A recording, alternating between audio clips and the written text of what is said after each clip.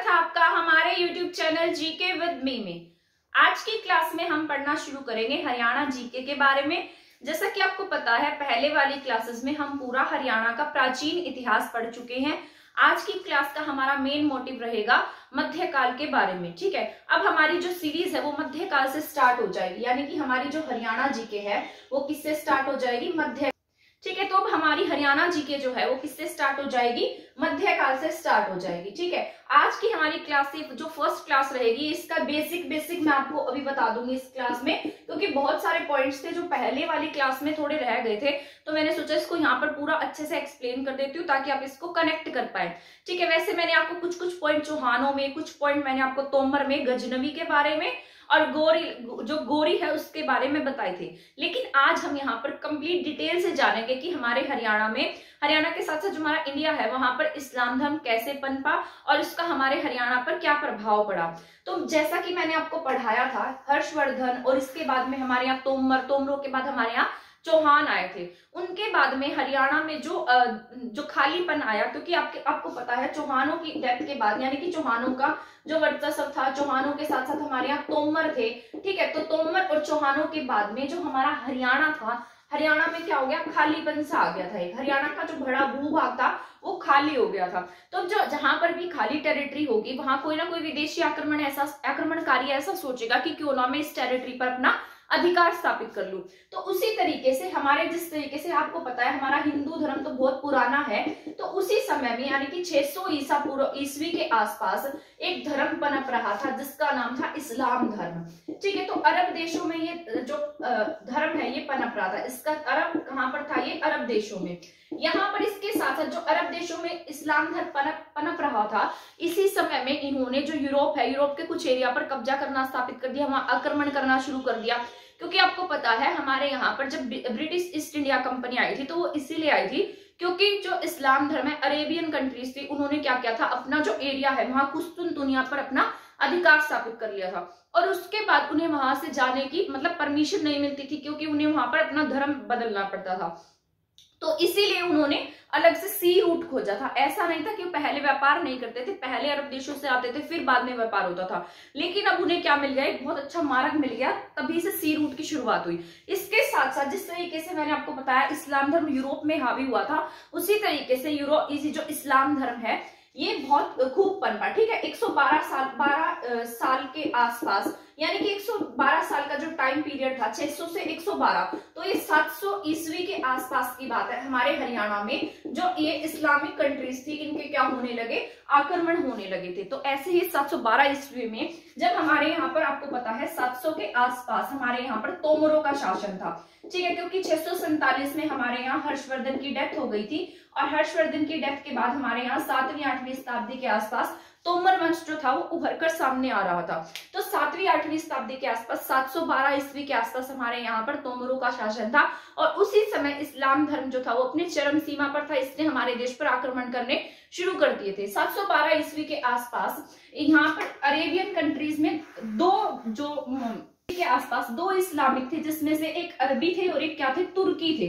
तो हमारे यहाँ पर अरबी और तुर्कियों के आक्रमण हुए हैं। हमारे यहाँ पर सबसे पहले 712 ईस्वी में एक अरबी आक्रमण हुआ जिसका नाम था मोहम्मद बिन कासिम। ठीक है, तो ये पहला आक्रमण माना जाता है, परंतु इसने हमारे यहाँ पर बहुत अधिक जिस तरीके से कह सकते हैं एरिया पर कब्जा नहीं किया था। ये सिर्फ यहाँ से आया और धन लूटकर अपने देश में चला गया। इसके बाद में जो तुर्की था, तुर्क जो इलाका था ना, यहाँ पर भी कुछ छुटपुट जो इस्लामिक लोग थे वो पनप रहे थे। तो इनमें से एक था इनके यहाँ पर गजनवी और एक था गोर। ठीक है, ये इस तरीके से 200 मील की दूरी पर थे आसपास। गजनवी इलाका जो था ये दोनों अफगानिस्तान के इलाके थे। ठीक है, कहाँ पर थे? अफगानिस्तान में। तो गजनवी थोड़ा बड़ा था और गोर क्या था? ये थोड़ा सा छोटा इलाका था। तो ये 200 मील की दूरी के आसपास थे। पहले हमारे यहाँ पर गजनवी आए हैं, बाद में हमारे यहाँ पर गोरी आएगा। तो 1000 के आसपास ये जिस तरीके से गजनवी है, तो ये 900 ईस्वी के आसपास यहाँ पर गजनवी में, अफगानिस्तान में गजनवी में इनका एक शासक हुआ जिसका नाम था अलप्तगीन। तो अलप्तगीन जो था वो इतना ज्यादा एक्टिव नहीं था, क्या नाम था इसका, अलप्तगीन। अलप्तगीन इतना ज्यादा एक्टिव नहीं था, इसने बहुत ज्यादा काम नहीं किया, ठीक है। इसके बाद इसका बेटा हुआ सुबुक्तगीन। तो सुबुक्तगीन जो है वो हमारे हरियाणा में आएगा और हमारे हरियाणा में आकर ये क्या करेगा, आक्रमण करेगा, इंडिया पर आक्रमण करेगा, ठीक है। जब ये इंडिया पर आक्रमण करेगा तो पहली बार तो ये हार जाएगा और हार कर चला जाएगा, दूसरी बार फिर से आएगा, ठीक है। तो सुबुक्तगीन दूसरी बार जब आएगा तो अपनी पूरी तैयारी के साथ में आएगा, तब हमारे यहाँ पर जयपाल नाम का शासक जो होगा वो राज कर रहा होगा। तो ये सुबुक्तगीन जब दूसरी बार आएगा तो इस जयपाल को हरा देगा और हराकर यहाँ से बहुत अधिक धन लेकर लूट कर जाएगा, क्योंकि जो ये अलप्तगीन सुबुक्तगीन हुए इनका मोटिव ही यही था कि ये क्या करेंगे, अपना यहाँ से आएंगे, आक्रमण करेंगे, धन लूट कर अपने देश में चले जाएंगे।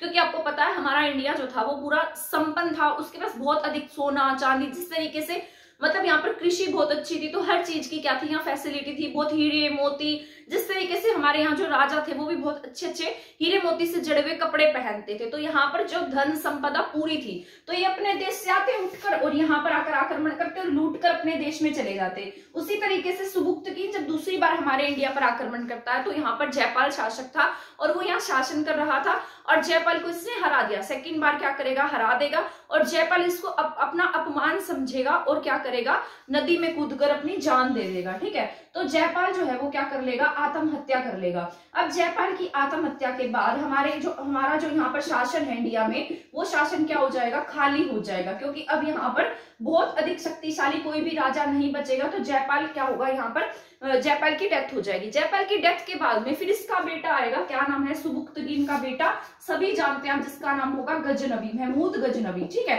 तो यहाँ से शुरू होगा हमारे हरियाणा में आक्रमणकारियों का जो आना है वो।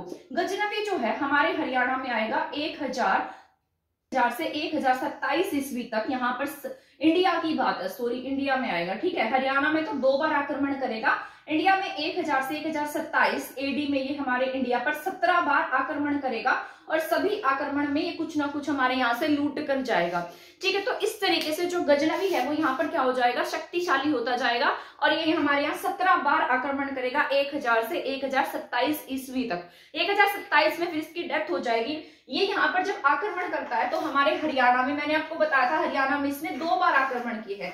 पहली बार इसको यहाँ पर हार का सामना करना पड़ा था, दूसरी बार जब ये आया तब ये यहाँ पर जीत गया था और हमारे थानेसर से चक्र स्वामी की मूर्ति जो है वो यहाँ से उखाड़ कर ले गया, ठीक है। मैंने आपको बताया था यहाँ पर ये 1009 में और 1000 यहाँ पर 14 में आएगा। 1009 में जब आता है ये अंबाला के नारायणगढ़ से इसको हार का सामना करना पड़ा था। कहां से, अंबाला के नारायणगढ़ से, ये मैंने आपको बता भी दिया था। इसके बाद 1014 में जब आएगा ये कहां पर आक्रमण करेगा, हमारे थानेसर में, थानेसर कुरुक्षेत्र में, ठीक है। और वहां से हमारे चक्र स्वामी की मूर्ति ले जाएगा। आपको पता है हमारे इंडिया में उस समय में बहुत बड़ी बड़ी विष्णु भगवान की और कृष्ण भगवान की चक्र वाली मूर्तियां बनती थी, ठीक है। और वो बिल्कुल इस तरीके से कोई अलग अलग धातु से बनाई जाती थी जो बहुत कीमती होती थी।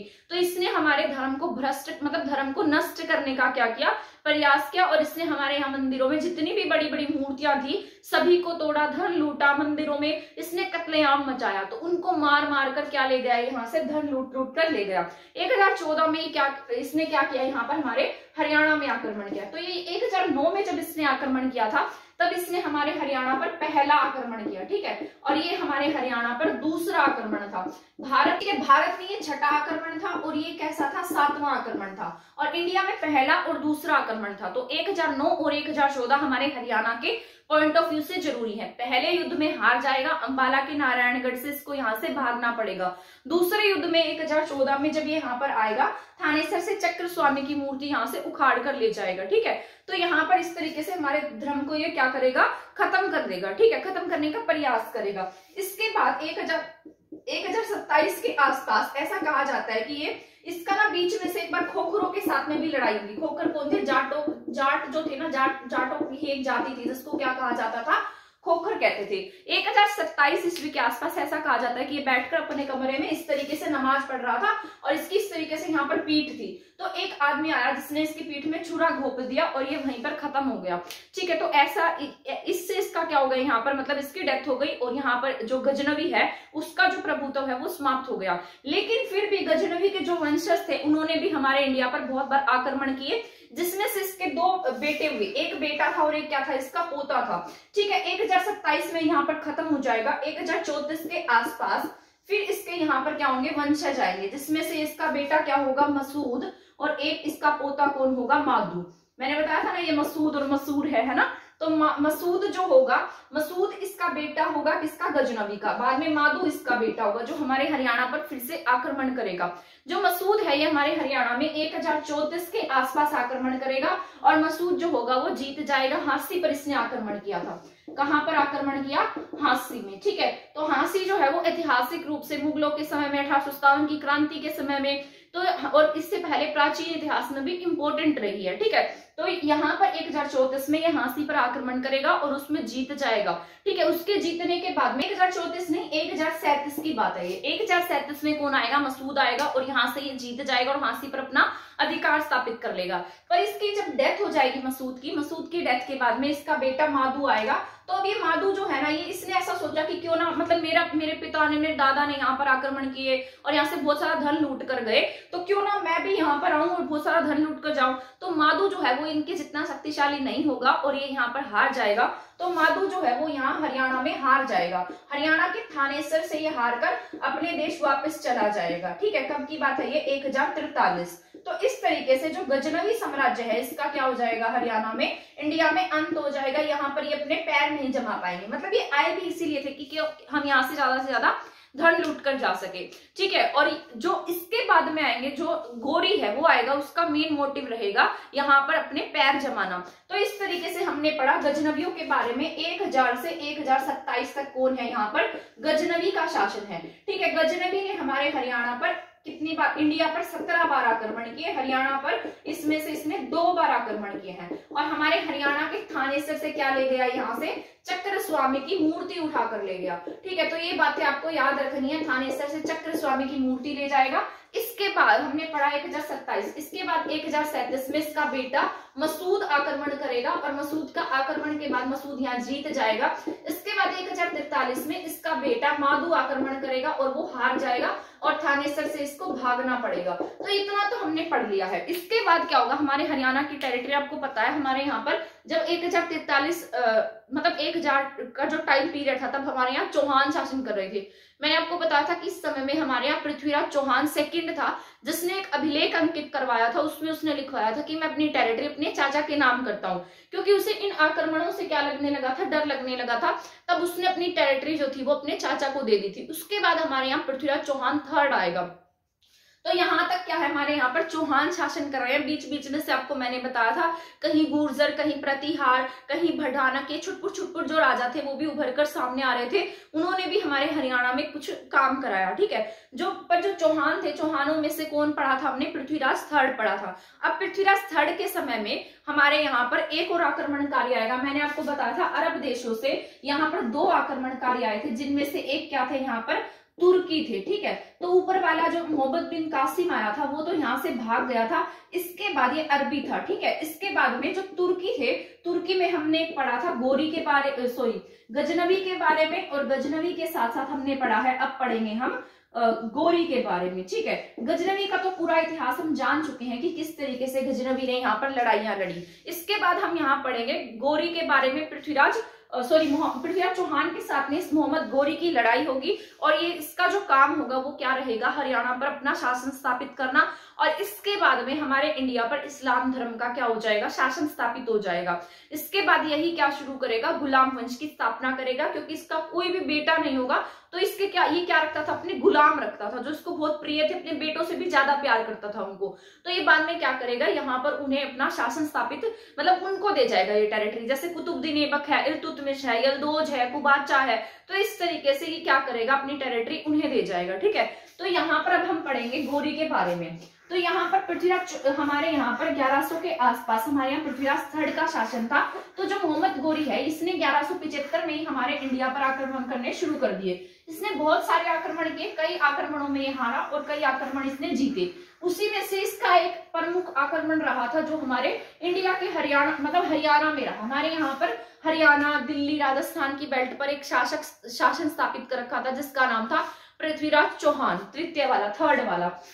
तो 1175 के आसपास हमारे यहाँ पर कौन आया, गोरी आया था। क्या नाम था इसका, गोरी, मोहम्मद गोरी। जब ये अपने अफगानिस्तान के इलाके से आया था, मैंने आपको बताया था इस तरीके से टेरिटरी बनाकर, ये गजनवी का इलाका था और ये गोर इलाका था। आप देख रहे हैं कि जो गोर इलाका था ना वो गजनवियों के इलाके से छोटा था और 200 मील की दूरी पर था, तो इसकी वहां पर जो टेरिटरी थी वो बहुत ही कम थी।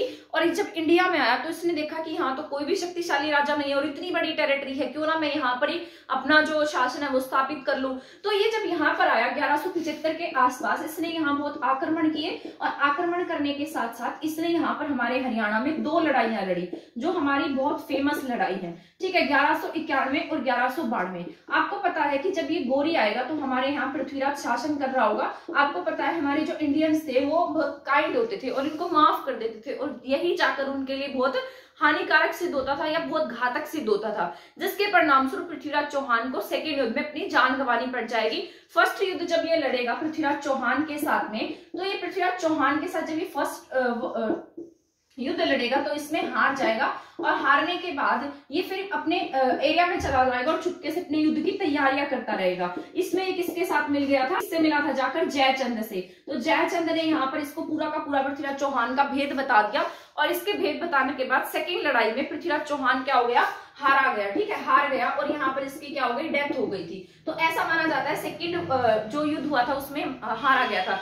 जब ये 1191 में पहली लड़ाई लड़ रहा था तो इस लड़ाई में इसका जो साथ दिया था, इसने जो पृथ्वीराज चौहान है और एक हांसी का शासक था, ठीक है, क्या नाम था उसका, हांसी का शासक, क्योंकि हांसी में क्या था, इसका किला था। तो हांसी ने इसका किला था, वहां पर कोई जो शासन स्थापित कर रहा था वो मतलब उसकी इसके साथ में बहुत बनती थी, तो उसने अपनी सेना और पृथ्वीराज चौहान की सेना ने इस गोरी के साथ में युद्ध किया और यहाँ पर ये हार गया। इसका नाम क्या था, गोविंद राय। क्या नाम था इसका, गोविंद राय। अब गोविंद राय क्या होगा, कुछ समय बाद इसकी डेथ हो जाएगी और हांसी पर जाटवा का शासन स्थापित हो जाएगा। किसका शासन स्थापित होगा, जाटवा का। अब ये सेकंड जो युद्ध होगा इसके बाद में हमारे यहाँ कौन, मतलब जो हांसी है, हांसी पर किसका शासन स्थापित होगा, जाटवा का, ठीक है। तो जाटवा के शासन के साथ साथ जैसे ही इसका शासन यहाँ स्थापित होगा तो यहाँ पर जो जाटवा है वो भी क्या हो जाएगा, हार जाएगा, और जाटवा के हारने के बाद में इसके बाद जाटवा जो होगा वो हार जाएगा। जाटवा के हारने के बाद जो गोरी है ना, ये क्या हो जाएगा, यहाँ पर गोरी की जो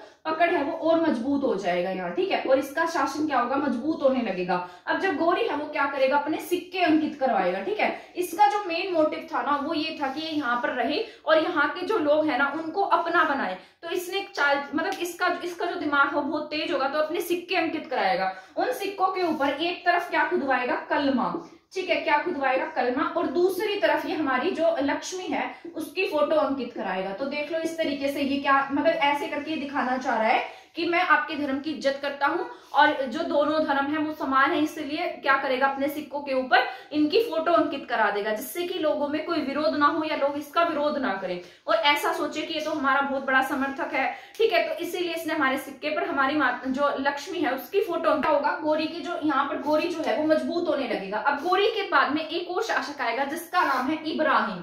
हमारे हरियाणा में जिस तरीके से आपको पता है इधर रेवाड़ी की तरफ एक अहीरवाल बेल्ट है, क्या नाम है उसका, अहीरवाल, ठीक है। तो अहीरवाल क्षेत्र की जो बेल्ट थी वहां पर एक शासक था जिसका नाम था तेजपाल। क्या नाम था इसका, तेजपाल। जब ये इब्राहिम जो है ना ये आक्रमण करेगा तो दिल्ली का जो शासक है वो बिना लड़े ही इसके सामने घुटने टेक देगा। वो सोचेगा कि इन्होंने हमारे जो पूर्वज है उनको हराया था, तो मतलब क्या पता ये शक्तिशाली और कहीं मैं मारा ना जाऊं, तो इसके सामने बिना लड़े घुटने टेक देगा। फिर ये कहा जाएगा अहीरवाल की बेल्ट में। अहीरवाल की बेल्ट में तेजपाल क्या करेगा, यहाँ शासन कर रहा होगा।